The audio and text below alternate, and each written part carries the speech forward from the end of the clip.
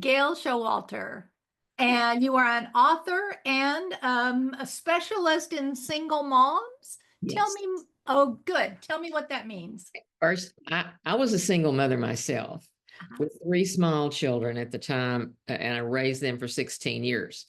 And I know a lot of the heartaches and the problems that I experienced. Mhm. And then I remarried happily, and I still had this nagging thing about working with single moms. So in 2007, I started an organization which eventually became a nonprofit that helps support and provide uh, financial and other kinds of emotional support for single moms returning to college so that they can earn a reasonable living. I'm very passionate about this. And of course, and I've looked at your site, and one of the things that I learned right away was that I was working with a lot of Black women, and Okay. I didn't expect them to relate to me or to listen to me, but they did. And mostly because I've had so many of the same experiences that they've had. And I knew the hardships and the heartaches they were dealing with.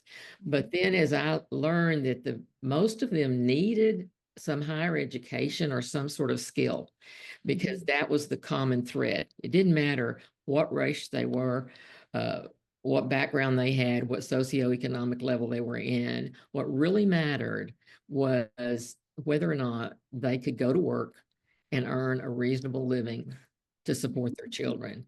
And so now this nonprofit has provided support, excuse me, says provided support, and you can see some of the pictures on the wall behind Yeah. me. For several single moms, we have a social worker, we have registered nurses, we have licensed vocational nurses, we have dental hygienist, we have a police officer. So what I'm saying is it's a mixture Uh-huh. of different groups and Mhm. different races, even though I'm white and most of them are Black. It Mhm. doesn't seem to matter. In fact, one of the highest compliments I've ever received was when my dear Black friend said to the group she was introducing me to, Gail does not see color. Mm. And that meant a lot to me. I was raised that way. Uh, and I know that a lot of us were not raised that way. And Mhm. that it does have a lot to do with what you were taught and how you were raised. Mhm. But I'm very emphatic about that. And I've seen these wonderful women who don't have much family support at all Mhm. go back to school. One of them that just finished has five children, Mhm. and I don't see how in the world she managed, but she did it. She did it. Another one I'm thinking of has gone back at night and done a lot of online schooling. Uh-huh. And I was real proud of her because she came to a retreat we had. She asked me, "Can I come and just talk for a few minutes? I can't stay very long." And has raised four Black boys in the culture that we're in today, which is Mhm. not an easy thing to do. But she Right. stood in front of that audience and she said things I couldn't say. She said, "You're not supposed to be their friend. You're supposed to be their mother." And she was really strong. See, I couldn't have said that and had with them to relate to me because Yeah. they don't know the first thing. I had trouble raising the white boys I had. Yeah. So Mhm. I'm very aware of the disconnect in the Mhm. world that we're in. And it seems a shame after all these years that we're still here, that it's Mhm. still a problem. Maybe the reason I was raised that way is because my background is Irish. Uh-huh. In my dad's generation, there was a lot of discrimination against the Irish for his parents and Right. his siblings, because Mhm. that I was late in life to him. So he was born, gosh, a long time ago. And yeah, it was ingrained in me that any kind of prejudice is wrong. Mhm. And so I've had a few opportunities to stand up against that and to do what I can. And I want to tell the audience that something that's interesting to me is after a while, and I'm talking years now, of Mhm. working alongside women of different color, different backgrounds, you stop seeing that. You get to know them personally, Yeah. and you stop it. And it's almost been a surprise to me, because it's like I forget who's white and who's black. Yeah. Really do. And it's like, oh, Right. because I'm enmeshed in it. So those women that are listening who are white women, it's very hard to get past all that if you're never ever in a culture that's not different than your own. Right. Right. So step one, go get exposed. Exactly. Yeah. You have to get out there. Yeah. There's a book that comes to my mind that was written about same kind of different as me. I don't familiar with that book. It's a true story. It happened up in Fort Worth, Texas. A wonderful example of white people working alongside a black person and becoming very close in the relationship. It's a wonderful story. And I just, I'm pretty emphatic about it. You know, we bring women in. I have a board now, so I don't have direct contact all the time, unfortunately.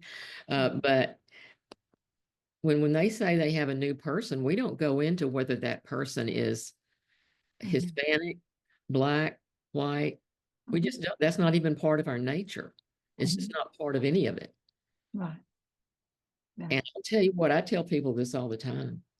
There are no harder working women in this country than black mothers. Serious. They The emotional labor, huge. everything, everything. Yeah. They're trying to raise kids. Yeah. And then they're in a culture that makes it extremely difficult for them. And if they're boys, it's even more difficult. Yep. And then getting jobs that are worthy do need that education. Now, I have 3 children and I am highly educated. I mean, kept going back to school and getting degrees, Yeah. My 3 children don't have degrees. They're doing really, really well. So I'm not one of these people that says everybody needs to have a college degree. No. Right. But I do think that single women, especially single black women, need that certification that can open the doors for them to work. And it does. It opens doors for them to work. Right. Now, we're in great need of nursing right now. And a lot of the women that come to us are wanting to work in the health industry, whether it's radiology, which they can get in a couple of years, whether it's that or regular nursing or vocational nursing. We have several colleges in this area, and most places they do have, 2-year school programs where they can go. A lot can be done online, but not all careers can be done online. Some have to be hands-on. And so I'm very proud of these women. They're my heroes. Yeah. That's a wonderful legacy, life legacy for you. I love that. And I have a moniker that says colorblind is still blind, because I love what you've said. And it's true that when you break through your own biases to be able to see the individual stories of individual people, color no longer matters. But when you're still painting broad brushes, or you're living in a family or a society or a culture that is, and you haven't done your own deconstruction, or you haven't, until that's done, then sometimes it's like, well, we just don't talk about color here. Well, just because you pretend it doesn't exist doesn't make the harm any less. And it doesn't make the fact that we are women, because I started this work thinking, well, I've been obese all my life, so I know what it's like to be discriminated against. And I've been the only woman in the C-suite, so I know what it's like to be a woman. And that means that when I would be talking to a black or brown woman about their experience, I thought we could relate on those things. But what was happening was I was centering it on my experience their experience, because we're both women, instead of, and yet if I had been obese in black or brown skin in my white neighborhood growing up, what would my experience have been? Right. And then comes the empathy, and then comes the open to listening, and then comes the individual, and then comes the learning trajectory that makes a white woman able to not only lead in advancing racial equity, but to be a safe person. I've often said it's not my job to convince Black folk I'm safe. It's my job to convince white women to become safe places because not all of us are. True. Yeah. And so I've been a single mom, I've been divorced, I've had all the things, and I can identify so much with, oh my God, just trying to be the sole mom, dad, caretaker, and provider for not one, not two, but three teenagers, all going their different directions. And all of that, but my experience of that pales in comparison to my now daughter, stepdaughter, daughter-in-law. I don't know what to call it. My husband's daughter, who's grown and raising children, and she is mixed race. And when George Floyd happened in 2020, she was explaining it to some white women in our circle. Look, until you have had to have the talk with your Black son about how to stay alive in a traffic stop, you don't understand. You know, you can think you're as liberal and as magnanimous and as wonderful as you want to be, but the lived experience, and I cried over that because my children are all, you know, similarly colored and endowed with all of the grace this culture has to offer, particularly my son. And I never one time, I worried about a lot of things with him, but I never once worried about what the police were going to do to him. Yeah, exactly. Yeah. And So, that, when you take that layer of stress, anxiety, and fear onto a single mom and put her in school and childcare and how much more exponentially must that weight be? So you worked with largely, but not solely people of color. Do you see a difference in that, in their experience of the process, or do they have so much more in common through your program that that's the focus? no, no, none of them have everything in common. Mhm. The whole point of all of it is that they're each individuals. Yes. They're individual people Yes. with individual situations. Mhm. We had two women working on LVNs at the same time. Both of them had the same first name. I had a terrible time keeping them separate. But one of them had 5 children, the other one had one child. Huh? Yes, they were of the same race, but they were different people. Yeah. And I don't like to generalize. I get Yeah. on to people for doing that. I just don't like it. And so, Mhm. just to put people all in a group like that, Yeah. you can't do it. That's one of the pleasant things about this work is that we are able to do it the way we want, and we treat each mom individually. Maybe this mom needs help with childcare more than this other mom does. Mhm. Maybe, and we don't have a schedule that says if she's got 5 children, she gets less. We don't do that. Mhm. We I don't love judge her. Uh-huh. We just don't go there. Yeah. She's a person. Mhm. And the common thread is being a single mom. It isn't any other thing. Mhm. We have girls that got pregnant in high school, and they've just trying to get through, just trying to get a job, just trying to get by. Mhm. No daddy involved. Mhm. And that's a whole different story than Mhm. an older mom, maybe, who has several children and is trying to get back to school. They're Uh-huh. individuals, and we don't try to do it. We don't try to put them in pegs and holes. We just don't do that. Mhm. We, Yeah. we do try to advise. I'm a coach. I try to work with them individually when I can, but we now have mentors for each one. Oh, good. It's worked out real well. Uh-huh. And ironically, I thought everybody on the board would be a single mom so they would be able to identify, but it's not working out that way. And that's okay. Because I've Uh-huh. got some moms that with the greatest of compassion and Yeah. desire to do something for these women. Uh-huh. And of course, down here and where I am in the southeast corner of Texas, near Louisiana, Uh-huh. people know who I am. I'm the old bird with feathers of wisdom for women and a soft spot for single moms, and they know that because Yeah. I'm out and about and I write and so forth for the paper. But I think, I hope that we are diminishing the stigma that Yes. people seem to have, especially about Black single mothers, Mm. Mm-hmm. especially. Yeah. Now, they have it about all single mothers, I think. Right. I mean, people have said things to me that indicated they do Mm-hmm. because there's a judgment there. They Yeah. should have known, they shouldn't have gotten pregnant. They should have, well, we all make mistakes. And I'm sure here to say I've made my mistakes. Mm-hmm. Uh, but I was fortunate. I Mm-hmm. had a degree that my dad insisted I get before I Uh-huh. got married. But these other women didn't have that option. Yes.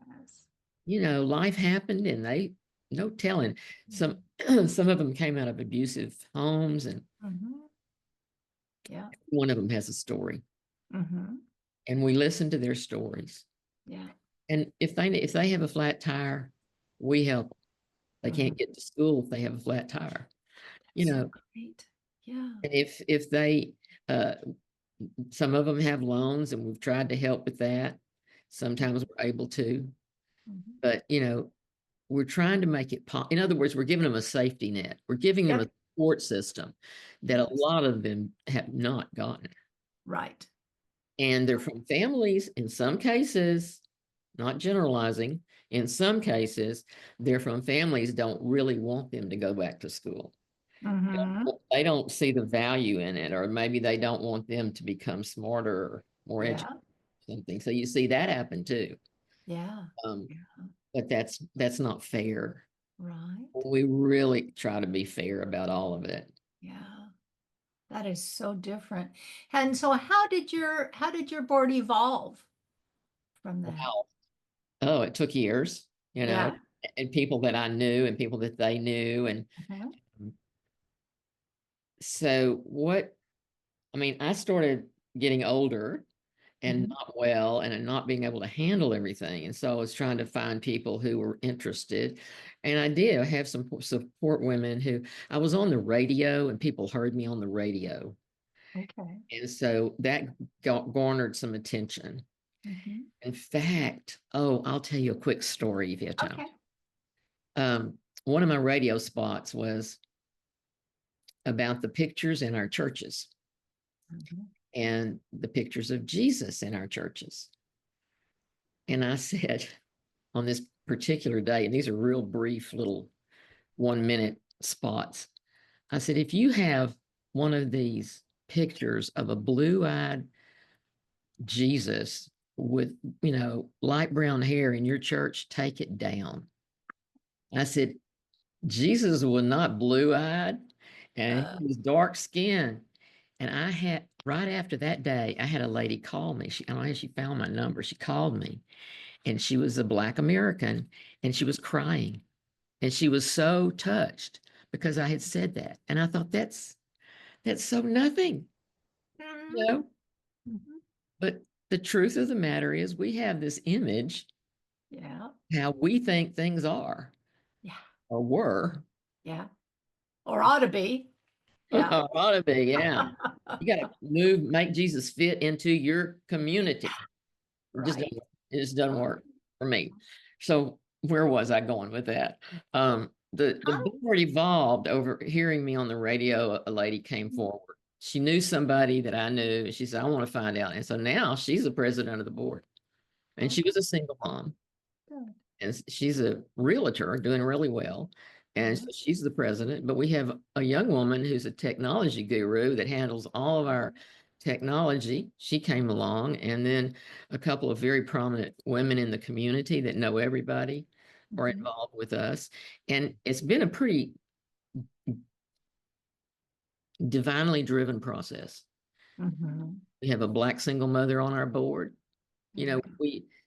we're trying to diversify as much as we can. Mhm. We don't do fancy things. All these other organizations in the community, have these big dinners and famous Yeah, speakers, and we don't do that. yeah, We have a bingo event, yeah. dinner. Make lots of money, but people love bingo, so It works. it, yeah, because you do have to have money to do that. Uh, You can't just go out on a pipe dream, you have I, to have the funds. But we've been mhm, very fortunate because people see that we're the real deal. We're yeah, doing real work with the real women. yeah. So let me just take a thread that you just threw out there, and I want to weave it for a minute. If See, I was a single mom who was in church ministry who got divorced in the church, lost the ministry, lost the respect. The church, this particular church, had a church split over my decision to divorce.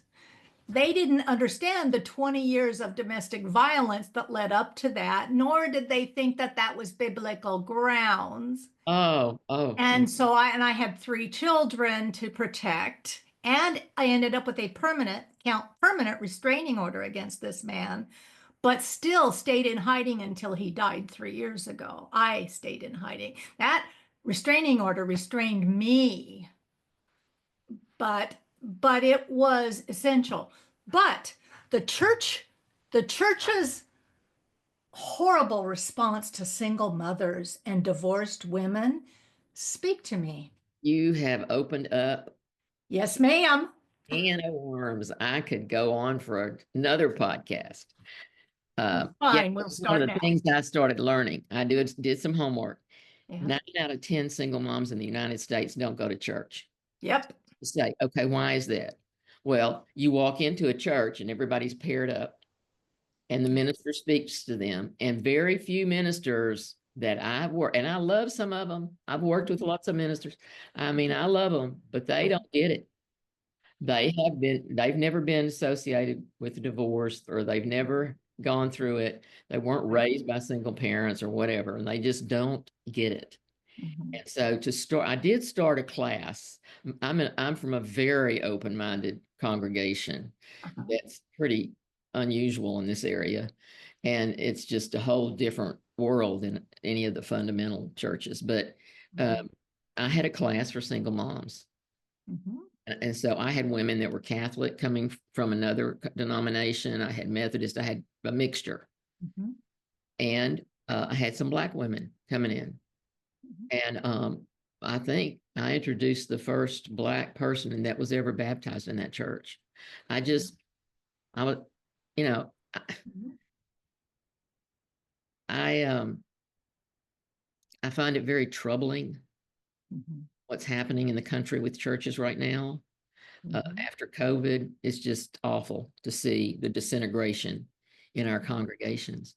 But people have to feel that it's relevant to be in church. But Mhm. for single moms, now in we have one huge uh, church that is predominantly Black here. I've been there to worship. Um, and they have some singles that Mhm. are in that church. But generally, there was a time when there were more singles groups in the churches, and that's kind of faded away as well. And that partly is because if you're really realistic about it, Sunday morning's the only time a single mother has a break. If she's working and she Yeah. has to provide groceries and laundry to be done, it's very difficult to get them to go to church. Now, Mhm. I did, but I was raised that way. Yeah. And it was easier for me because Mhm. the people knew me in that church. They were not too judgmental, really. So I never personally had that to happen, but I know those stories, like your story, Mhm. they're out there. There's a lot of it. And it just doesn't make much sense to me that Yeah. ministers of all people Mhm. Well, wouldn't. and some of that is the structures of the church that puts it's a patriarchal society. Yes, it is. And so you can be a woman leader anywhere you want, but not there. I went to Moody Bible Institute after my divorce. I went to get my degrees. I didn't get educated till after the divorce. I was 40. And I went to Moody Bible Institute and I did my first year of it wasn't grad school. It was I was finishing my 4-year degree. And and I wanted to take a class. I was in the last semester of the first year. I wanted to take a class on Christian counseling because I had a Christian counseling certificate. I'd already been doing it. And so I was trying to get back into some kind of a life I recognized. And they would not allow me to take the class because it was in the pastor track. And I was a woman, and women can't be pastors. Therefore, I was denied that education. Now, this was in 1997. Now you know how old I am. And and in 1997, I went and got their handbook because it was a satellite office in Washington of Moody Bible Institute. And I went and got it. And right there on page 6, it said, you can't do it. Now, I could go to Dallas Theological Seminary where a woman taught that class, but with a doctorate degree. But she, as a woman, even there, would not be allowed to take that class because it was in the pastor track. And that was about the time that I think Barbara Streisand's movie Yentl came out, where she Okay. dressed like a male so she could get her education, her religious education. And I lost my freaking mind. I did. I lost my mind and I went to class and their class was half male, half female, lots of good warm-bodied brand new Christians running around. And I said, I just want to make sure that the other women in this class understand that there's going to be education denied to you, but from this institution just because you're female here. And the male instructor tried to argue the point, and I pulled the receipt and said, no, it's right here on page 6 of your handbook. This is what it says. And I walked out of that class, and whatever they did with it, they did with it. But I went from there then to a Presbyterian college to finish my degree, and I ended up at a Jesuit Catholic school, Gonzaga University, for my master's. And at that point, I just made a post that said ... and God laughed because these denominations are such crap, and these Oh, artificial barriers about who can be anointed and called to lead or to teach is such social drama, unnecessary stuff. But it's so few and far between that you can find a truly egalitarian shepherd for wounded warriors, especially if they've been wounded by the church along the way. yes. And Yes. that's the worst part. We come in here to like it's supposed to be a hospital. We're bruised and bleeding and post-divorce and trauma and whatever, and we end up getting shamed or or behavior modified. Or Right. or to the point where you don't want to come back. Right. Right. And then those are the people I end up working with. So just like you were doing groups with single women, I was doing groups with addicts and alcoholics and bringing them into the church, bridging the gap between the church and a God they could trust, which starts with them. And it was the same kind of thing. The little church I was doing that with, they didn't like all those non-tithing, um, you know, people coming into their church starting to outnumber them. So I started a ministry off of that because it was the right thing to do. And there you are. Hmm. Yeah. Well, who And so knows? I'm done with church, but not done with God. And I'm perfectly comfortable with that. And you have, because you were raised in it and sounds raised and didn't lose your church because of your divorce. No, but I've gone through a couple of different churches since then. Have you? I'm not, oh yeah, Okay. yeah. Yeah. So Yeah. I support ministries of this church. I'm not, I just finished a book by Richard Rohr. Yes.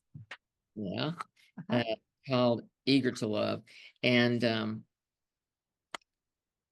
it's about St. Francis Mhm. of Assisi. And he said, Francis stayed on the fringe of the church. He Yeah. never did go in and become involved in the Yeah. church. And I Mhm. thought, I love it. I love it. I can do that.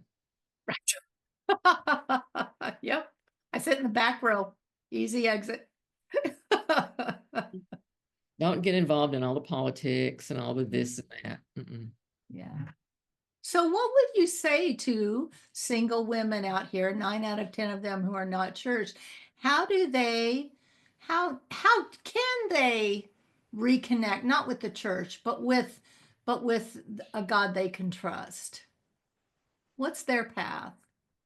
First of all, I'm a reader and I study books that I respect, authors that I respect. So I suggest, and there were some really good ones written by women who've left the church Uh-huh. and not left God, you know. Uh, But teaching children need a basis, you know, yeah.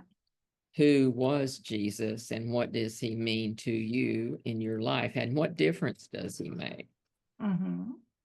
And have a time of a day when you actually I'm big about sitting at the dinner table. I teach about that a little bit. Um, why you should have a meal with your family because the statistics are showing how healthy it makes children physically, mentally, and emotionally who have a family time at the table. So I would encourage that. And I have other tips in the book, but that's one of the big ones I encourage with single moms. And they're always a little bit surprised, but that's important that once a day you communicate. And during that time, you can often talk about the 10 Commandments, what they mean, why we have them, what's the point. It Mm-hmm. doesn't say you have to be in church every Sunday. It doesn't say that. And so, or synagogue or whatever. So I'm pretty big on teaching children, young children especially, Uh-huh. that we do what we do and we teach what we teach because we believe what we believe. And personally, I believe that Jesus was a teacher more than anything. He was trying to teach us how to live life here on this planet. He Yeah. didn't have a lot to say about being a member of this church or that church. Mm-hmm. I think they've all got something in common, but sometimes I wonder what it is.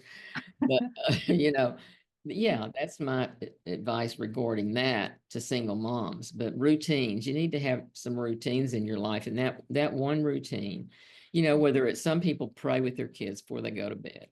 Mm-hmm. I love to tell the story of, as you can tell, I like to tell stories, but um, when my children were really little, young, there's a book called the Picture Bible, and it's illustrated very well, and it goes through the whole thing. And so I'm reading this book every night, just a little bit. It's kind of like sequel, series where they kind of bait you for the next chapter, but I would just read a little bit every night. And we were in the bit about the Israelites in the desert, Mm-hmm. and then they would mess up and this would happen, and then they would mess up and this would happen. And one of my boys finally said, why in the world don't they get it? And I thought, whoa, out of the mouths of babes, but they were listening and they were learning some lessons about life Mm-hmm. in general, just life, Mm-hmm. human nature, Yeah. and what we have to battle against. And so, yeah, I think that it's important for single moms to have some sort of a little ritual. It gives children a sense of stability and safety when you have that in your home, where Mm-hmm. everything's not just haphazard and you don't know when dinner's going to be and you don't know what you're going to, it really does help to have a sense of stability. Right. And Right. I see a lot of our grown kids and their kids not doing some of these things that I tell people to do, Uh-huh. don't seem to realize, that kids I do. did it out of self-preservation. When I had one kid, it was like having a puppy. You could eat when they ate and slept when they slept. When I had two, the workload tripled when Mhm. you had two. And I was like, we have to take naps at the same time here. That means we have to eat at the same time and we have to have a bath at the same time. Uh-huh. Yeah. It was a survival skill. I Gosh. Those remember were hard when. days. They were. Yeah, they were. So how is grandparenting for you? Well, between my husband and I, we Mhm. have 14 grandchildren. Yeah.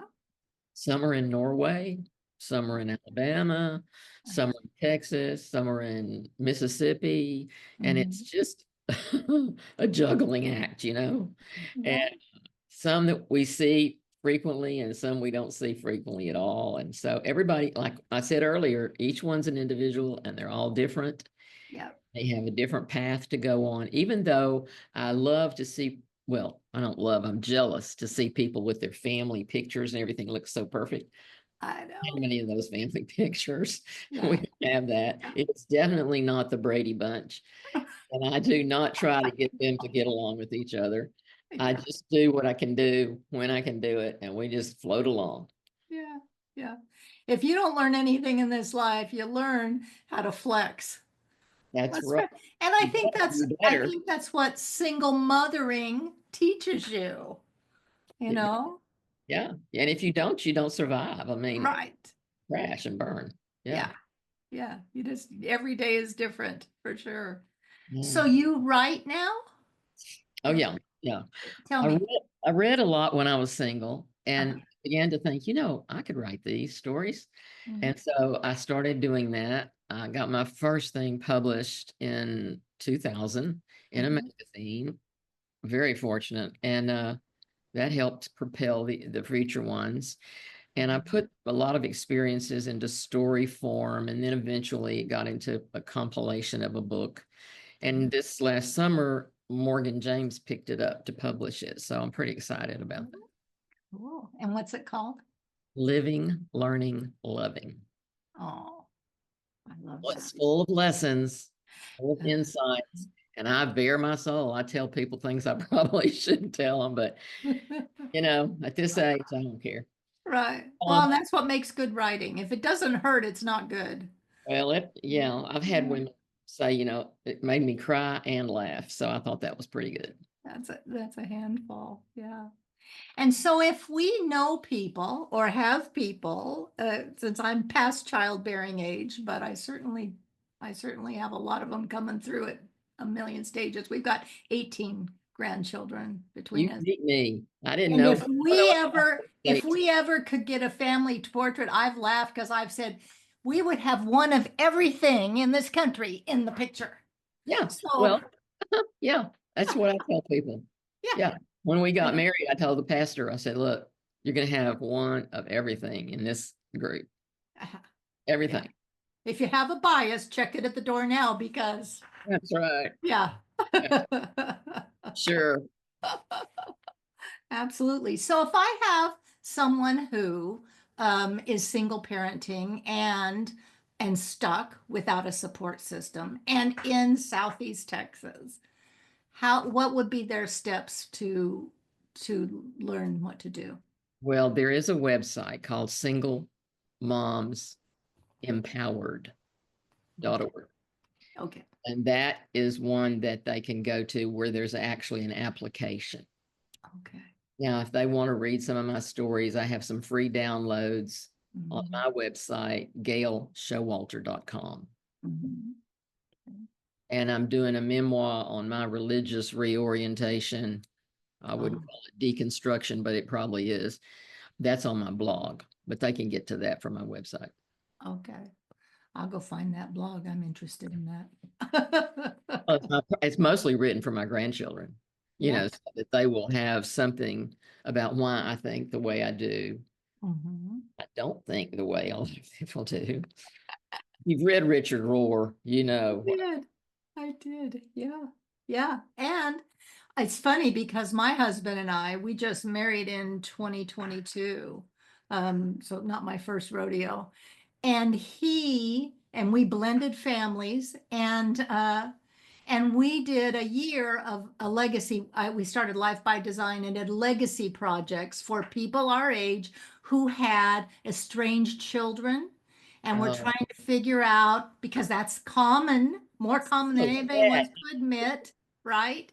Yes, yeah. And trying to give us all a way to heal, hear, and then move on with or without reconciliation, because you can only clean up your side of the street. You can't make anybody do what you want them to do. And we did that, and that from that legacy work came my next phase of life, which turns out to be this podcast and advancing racial equity and all the things. I But think it's a great thing you're doing. I mean, I haven't seen any others like it. yeah, it's necessary. It's necessary, but part of the reason it's necessary because we have put so much on Black and brown folk to solve this problem that they didn't create. And the systems that can only be dismantled by those white people in power, who I, as a white woman, have more access to than my Black friends. True. Yeah. There's just a simple reality here that says this is our problem to solve. And No, I'm not going to interrupt you, but the no, other day, just yesterday, I was thinking this. I think every student, like middle school student in the United States, should have to watch Roots, the whole series. oh yeah. They should have to watch that. Mhm. Now, it won't happen No, because it's gonna, I'm surprised it hasn't been banned. It probably already has. We just oh, don't know it. Yeah. they need to know, Mhm. my dad just drilled this into me, they're here because we drug them here and then mistreated them. Yep. I don't, mm-mm, Mhm. you should be ashamed. Yeah. And not to be ashamed for to be white guilted, but to be ashamed because that is the human response to inhumane treatment. Yeah. It's Yeah. not rocket science to give a shit about people. No, and then you look back at the justifications for it. Mm, I don't get it. I mean, in another book by Brian McLaren, who is now associated with the Center for Action and Contemplation that Richard Rohr established. mhm. I got to meet Brian. He is phenomenal too. His books are wonderful. And Yeah. he goes into in his book, Should I Stay Christian?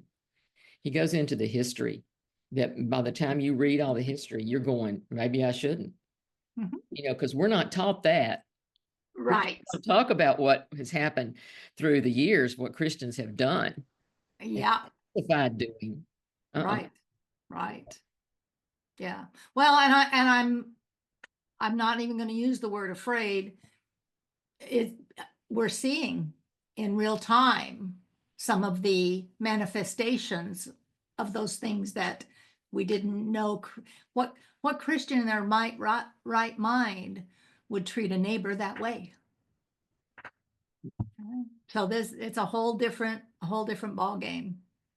And when I was coming up, I was a late in life Christian too. I was 27, and got involved in a little cult that didn't believe in birth control. So we didn't birth control, and I never saw a period, and that was baby number 3, which was okay because she turned out to be just a godsend, absolutely. But whole process, this is just going to be a brain fart in the thing. I forgot what I was going to say. That just took me back to a whole different space in Yeah. my world. Yeah. you know so I didn't come into Christianity. So when I came into Christianity, I got saved, and I didn't come in with any of the baggage that people who are raised in fundamental churches or other churches or old school churches did. I never had a concept of a punishing God because I never had a concept of God. I Yeah. wasn't raised with one. So I was 27. So I already had some critical thinking skills as I started my journey. And I learned to read the New Testament in original Greek so that I could get to what was Jesus really trying to say without the interpreters. So I Wow. did that way before. I've always been, I guess, just a spiritually curious soul, but I want to know the whys of things. And that was a lot of fun. I enjoyed learning that language and reading that. And it changed the way when I saw what was happening, I would take a concordance or it wasn't Strong's, it was some other one that would take Greek and interpret it. And then I would go to the Greek and read it and then go to their interpretation and go, well, that's not quite what it means to me. So I guess I've been deconstructing for a long time. That's fascinating, really. Not very many people do that. Yeah, yeah, yeah. And then you put me in a little Bible study group with a lot of male dominant, you can't teach a man anything who don't know their Bible. Very difficult for me Mm, not to say anything. In fact, impossible. Just I'm impossible. sure. I'm sure. Oh, But anyway, it's been fun. It's been fun to do. So this is season 3 of One Voice Evolving, and One Voice Evolving started out to be reclaiming joy in DEI, and then the election happened, and it became uh, resilience redefined, and now it's resilience reimagined because what's happening we've never seen happen in this country before. And it is unprecedented, my new least favorite word, because every day is unprecedented. And we have to really rethink everything we've ever been taught about anything on the daily to reimagine what, instead of focusing on what was or what we think it ought to be, what can be. I have a thing here that says, can you imagine something that's never been? mm, Because really, the things that worked for us are not going to work for our children and grandchildren. no, that's right. And, you know, old birds with feathers have a lot of wisdom to share. Do you have any parting thoughts for our guests about resilience reimagined in this 2025? Well, I think that's a wonderful word, resilience. Yeah. I think that, like I said, single moms that I've worked with have that resilience, Yes. important quality, because you have to be flexible, you have to be able to go with the flow, and you have to be able to live life on life's terms. Yeah. And so we are, or we wouldn't still be here. Right. Thank you, Gail, for a wonderful visit. It's been a good podcast. I'll put your links at the end so people can access you. And I will let you know when it's going to drop. It'll be probably June sometime. Okay. Thank you so much for your time. You too. Good work you're doing. Thank you. You too. I loved learning about it. Talk to you soon. Bye bye. Bye.